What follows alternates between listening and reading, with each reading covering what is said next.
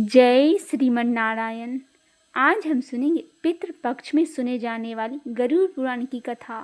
मृत्यु के अनंतर के कृत्य, सब आदि नाम वाले 6 पिंडदानों का फल, दाह संस्कार की विधि, पंचक में दाह का निषेध, दाह के अनंतर किए जाने वाले कृत्य, शिशु आदि का अत्यनिष्ठ का विधान। गरुड़ जी बोले, हे विभो, अब आप पुण्य आत्मा पुरुषों के शरीर के दाह संस्कार का विधान बतलाइए, और यदि पत्नी सती हो तो उसकी महिमा का भी वर्णन कीजिए। फिर श्री भगवान ने कहा, हे ताक्ष, जिन अर्धदैहिक कृत्यों को करने से पुत्र और पौत्र पितृ ऋण से मुक्त हो जाते हैं, उसे बताता हूँ, सुनो। बहुत से दान देने से क्या लाभ? माता पिता की अत्यनिष्ठ क्रिया भली भांति करे, उससे पुत्र को अग्निष्ठम योग का सम्मान फल प्राप्त होता है। माता पिता की मृत्यु होने पर पुत्र को शोक का परित्याग करके सभी पापों से मुक्ति प्राप्त करने के लिए समस्त बांधवों के साथ मुंडन करवाना चाहिए। माता पिता के मरने पर जिसने मुंडन नहीं करवाया, वह संसार सागर को तारने वाला पुत्र कैसे समझा जाएगा? अतः नख और काख को छोड़कर मुंडन करवाना चाहिए। इसके बाद समस्त बांधवों के सहित स्नान करके धौत वस्त्र धारण करे, तब तुरंत जल से आकर जल से को सबके स्नान करावे और चंदन अथवा गंगा जी की मिट्टी का लेप से तथा मालाओं से उसे विभूषित करे। उसके बाद नवीन वस्त्र से ढककर अपसव्य होकर नाम गोत्र का उच्चारण करके संकल्प पूर्वक दक्षिणा सहित पिंडदान देना चाहिए। मृत्यु के स्थान पर शव नामक पिंड को मृत व्यक्ति के नाम गोत्र से प्रदान करे।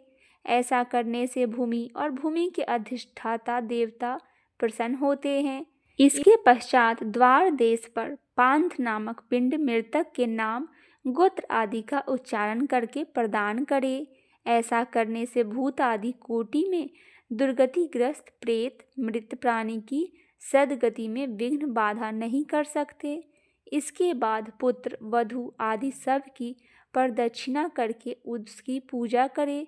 तब अन्य बांधवों के साथ पुत्र को सब यात्रा के निमित्त कंधा देना चाहिए। अपने पिता को कंधे पर धारण करके जो पुत्र शमशान को जाता है, वह पग पग पर अश्वमेघ का फल प्राप्त करता है। पिता अपने कंधे पर अथवा अपनी पीठ पर बिठाकर पुत्र का सदा लालन पालन करता है। उस ऋण से पुत्र तभी मुक्त होता है जब वह अपने मृत पिता को अपने कंधे पर ढोता है। इसके बाद आधे मार्ग में पहुंचकर भूमि का मार्जन और प्रोक्षण करके सबको विश्राम करवाए और उसे स्नान कराकर भूत संगक पीतर को गोत्र नाम आदि के द्वारा भूत नामक पिंड प्रदान करे।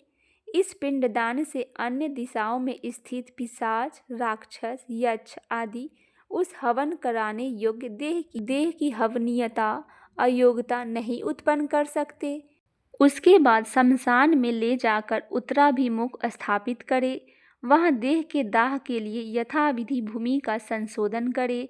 भूमि का समामर्जन और लेपन करके उल्लेखन करे, अर्थात 10 मूल से 3 रेखाएं खींचे और उल्लेखन कर्मानुसार ही उन रेखाओं में उभरी हुई मिट्टी को उठाकर ईशान दिशा में फेंककर उसे वैदिक को जल से प्रोक्षित करके उसमें विधि विधान पूर्वक अग्नि स्थापित करे। पुष्प और अक्षत आदि से क्रमवेद संगक अग्नि देव की पूजा करे। स्वाहा इत्यादि अनुवाक यथाविधि होम करवाना चाहिए। तब उस क्रमवाद मृतक के मांस भक्षण करने वाली अग्नि की इस प्रकार प्रार्थना करे, तुम प्राणियों को धारण करने वाले, उनको उत्पन्न करने वाले तथा प्राणियों को पालन करने वाले हो। यह संसारिक मनुष्य मर चुका है, तुम इसे स्वर्ग ले जाओ। हे खगेश्वर, उस शव को चिता पर रख करके वहाँ 2 पिंड प्रदान करे। प्रेत के नाम से एक पिंड चिता पर तथा दूसरा शव के हाथ में देना चाहिए।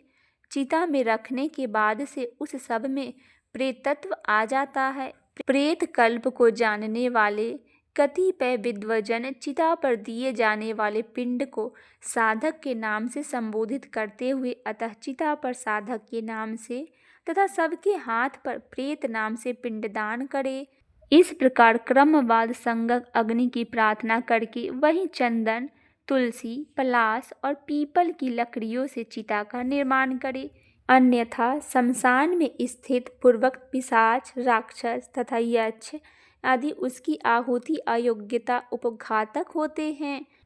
प्रेत के लिए 5 पिंड देकर हवन किए हुए उस क्रमयाद अग्नि को तिनके पर रखकर यदि पंचक, धनिष्ठा, शीतभीषा, पूर्व भाद्रपद, उत्तरा भाद्रपद और रेवती ये 5 नक्षत्र पंचक कहलाते हैं और इन पंचकों के स्वामी ग्रह क्रमशः वसु, वरुण, अचरण अथवा अजैकपात, आहु, वृद्धन्य और पूषा है। न हो तो पुत्र अग्नि प्रदान करे। पंचक में जिसका मरण होता है उस मनुष्य को सद्गति प्राप्त नहीं होती। पंचक शांति किए बिना उसका दाह संस्कार करना नहीं चाहिए, अन्यथा अन्य किसी की मृत्यु हो जाती है। धनिष्ठा नक्षत्र के उत्तरार्ध से रेवती तक 5 नक्षत्र पंचक संगक है। इनमें मृत व्यक्ति दाह के योग्य नहीं होता और उसका दाह करने से परिणाम शुभ नहीं होता। इन नक्षत्र में जो मरते हैं उसके घर में कोई हानि होती है, पुत्र और सगोत्रियों को कोई विघ्न होता है अथवा इस पंचक में दाह विधि का आचरण करके व्यक्ति का दाह संस्कार हो सकता है। पंचक मरण प्रयुक्त सभी दोषों की शांति के लिए फिर नक्षत्रों का नाम मंत्रों से होम करना चाहिए। पुनः प्रेता जयता नर इंद्रो वह सर्म क्षयोतु इस मंत्र से उन नक्षत्र मंत्रों को संपुटित करके होम करना चाहिए। इसके बाद उन पुतलों के साथ सबका दाह करे। संपीडन श्राद्ध के दिन पुत्र यथावधि पंचक शांति का अनुष्ठान करे। पंचक दोष की शांति के लिए कर्मशः तिलपूर्ण पात्र, सोना, चांदी, रत्न तथा घृतपूर्ण कांस्य पात्र का दान करना चाहिए। इस प्रकार पंचक शांति विधान करके उसे पंचक जन्य कोई विघ्न बाधा नहीं होती और प्रेत भी सद्गति को प्राप्त करता है। इस प्रकार पंचक में मृत व्यक्ति का दाह करना चाहिए और पंचक के बिना मरने पर केवल शव का दाह करना चाहिए। यदि मृत व्यक्ति की पत्नी सती हो रही हो तो उसके दाह के साथ ही शव का दाह करना चाहिए। अपने पति के प्रिय संपादन में संलग्न पतिव्रता नारी यदि उसके साथ परलोक गमन करना चाहे, सती होना स्त्री की इच्छा पर निर्भर करता है। सती के नाम पर कोई जबरदस्ती नहीं होनी चाहिए। तो पति की मृत्यु होने पर स्नान करे और अपने शरीर को कुमकुम, अंजन, सुंदर वस्त्र भूषण से अलंकृत करे। ब्राह्मणों और बंधु बांधवों को दान दे। गुरुजनों को प्रणाम करके तब घर से बाहर निकले। इसके बाद देवालय जाकर भक्तिपूर्वक भगवान विष्णु को प्रणाम करे। वहाँ अपने आभूषणों को समर्पित करके वहाँ से श्रीफल लेकर लज्जा और मोह का परित्याग करके शमशान भूमि में जाए। तब वहाँ सूर्य को नमस्कार करके चिता की परिक्रमा करके पुष्प सैया रूपी चिता पर चढ़े और अपने पति की गोद में लिटाएं। तदंतर सखियों को श्रीफल देकर दाह के लिए आज्ञा प्रदान करे और शरीर दाह को गंगा जल में स्नान के समान मानकर अपना शरीर जलाए। गर्भिणी स्त्री को अपने पति के साथ अपना दाह नहीं करना चाहिए।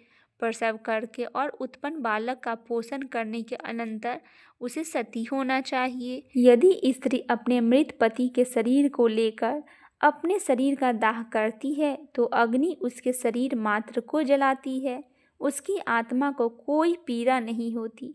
धोखे जाते हुए स्वर्ण आदि धातुओं का मल जैसे अग्नि में जल जाता है, उसी प्रकार पति के साथ जलने वाली नारी अमृत के समान अग्नि में अपने पापों को जला देती है। जिस प्रकार सत्यपरायण धर्मात्मा पुरुष शपथ के समय तपे हुए लोह पिंड का लेने पर भी नहीं जलता, उसी प्रकार चिता पर पति के शरीर के साथ संयुक्त वह नारी भी कभी नहीं जलती, अर्थात उसे दाह प्रयुक्त कष्ट नहीं होता, प्रत्युत उसकी अंतर आत्मा मृत व्यक्ति को अंतर आत्मा के साथ एक तत्व प्राप्त कर लेती है। पति की मृत्यु होने पर जब तक स्त्री उसके शरीर के साथ अपने शरीर को नहीं जला लेती, तब तक वह किसी प्रकार भी स्त्री शरीर प्राप्त करने से मुक्त नहीं होती। इसीलिए सर्वप्रयत्न पूर्वक मन, वाणी और कर्म से जीवितावस्था में अपने पति का सदा सेवा करना चाहिए और मरने पर उसका अनुगमन करना चाहिए। पति के मरने पर जो स्त्री अग्नि में आरोहण करती है वह महर्षि वशिष्ठ की पत्नी अरुंधति के समान होकर स्वर्गलोक में सम्मानित होती है। वहाँ वह पतिपरायण नारी अप्सरा गणों के साथ स्तूयमान होकर 14 इंद्रों के राज्य कार्य पर्यटन अर्थात एक कल्प तक अपने पति के साथ स्वर्गलोक में रमन करती है। जो सती अपने भ्राता के अनुगमन करती है वह अपने मातृकुल, पितृकुल और पतिकुल इन तीनों कुलों को पवित्र कर देती है। मनुष्य के शरीर में 3.5 करोड़ रोमकूप है। उतने काल तक वह नारी अपने पति के साथ स्वर्ग में आनंद करती है।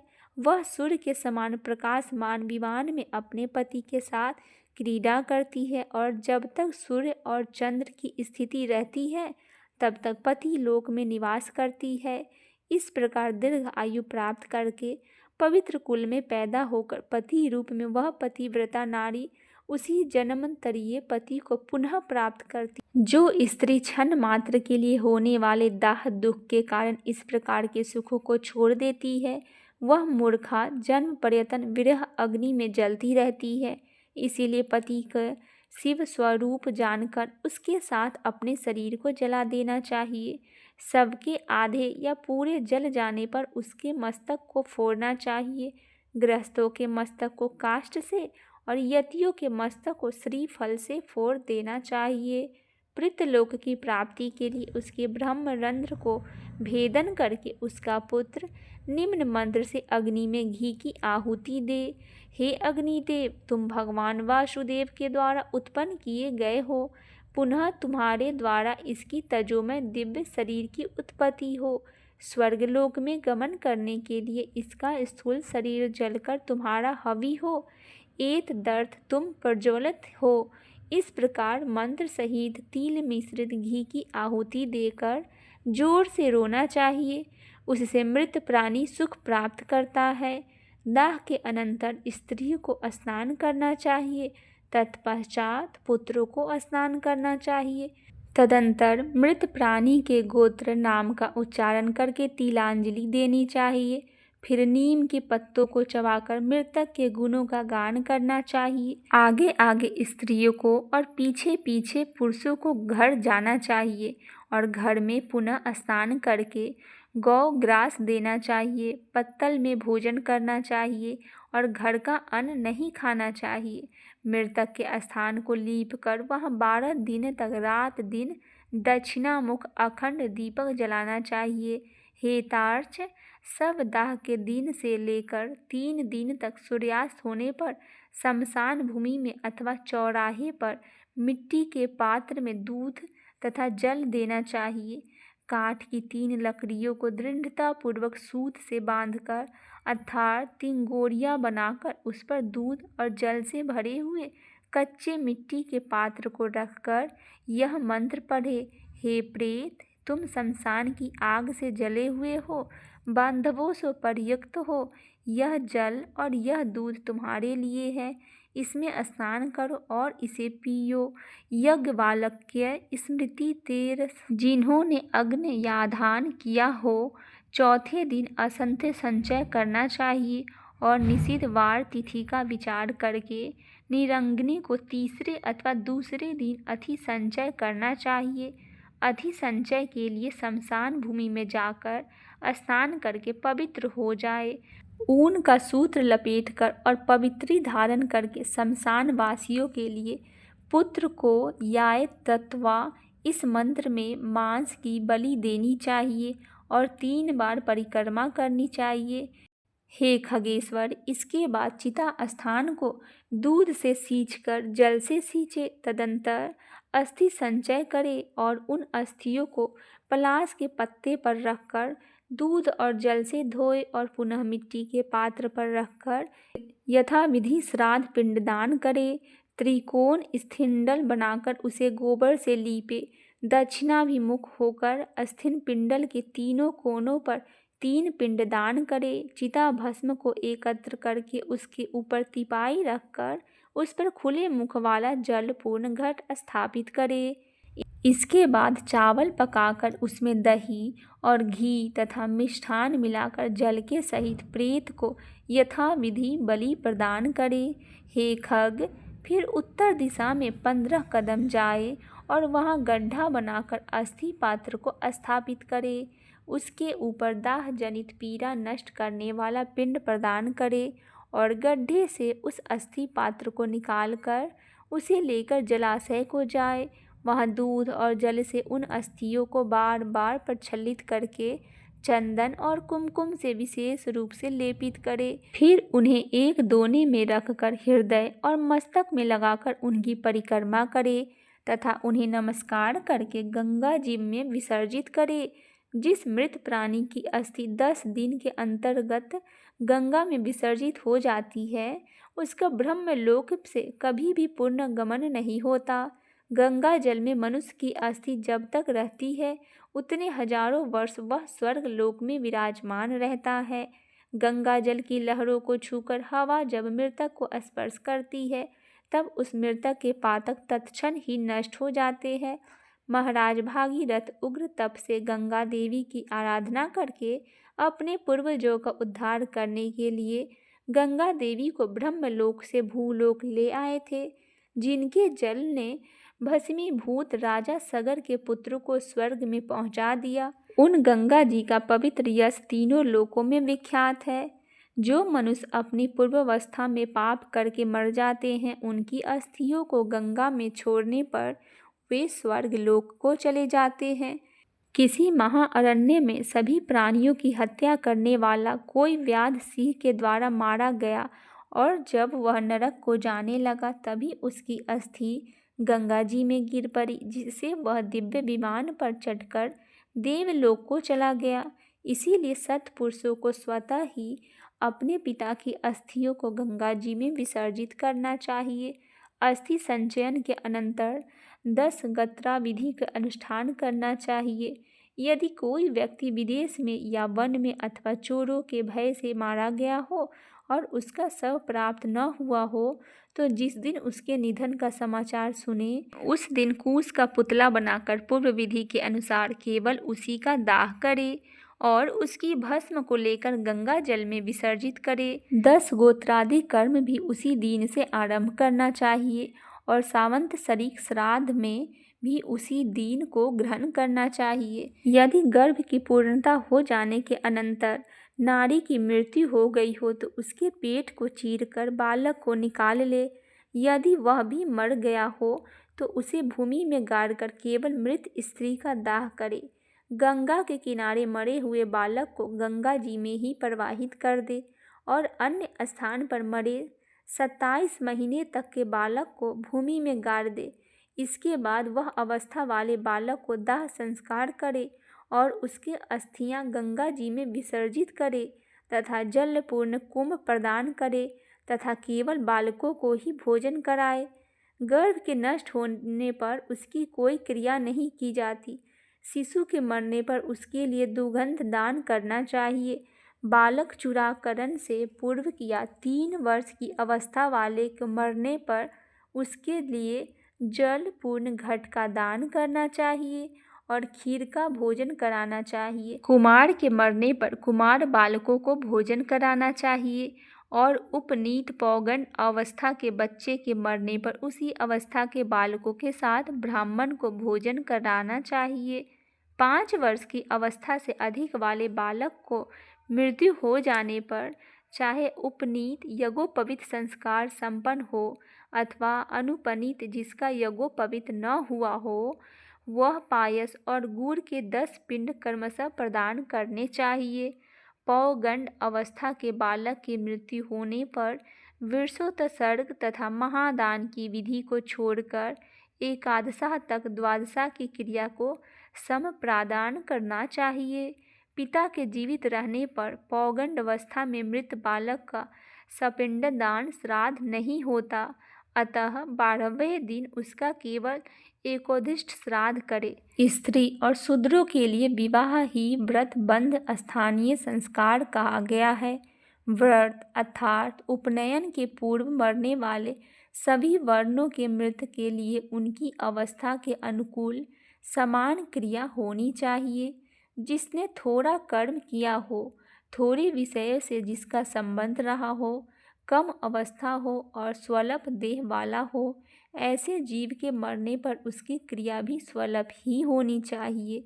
किशोर अवस्था के और तरुण अवस्था के मनुष्य के मरने पर शय्यादान, वृषत सगादि, पददान, महादान और गौदान आदि क्रियाएं करनी चाहिए। सभी प्रकार के सन्यासियों की मृत्यु होने पर उनके पुत्र आदि के द्वारा न तो उनका दाह संस्कार किया जाना चाहिए और न उन्हें तिलांजलि देना चाहिए और न ही उनकी 10 गोत्रादि क्रियाएं ही करनी चाहिए, क्योंकि दंड ग्रहण संन्यास ग्रहण कर लेने मात्र से नर ही नारायण स्वरूप हो जाता है।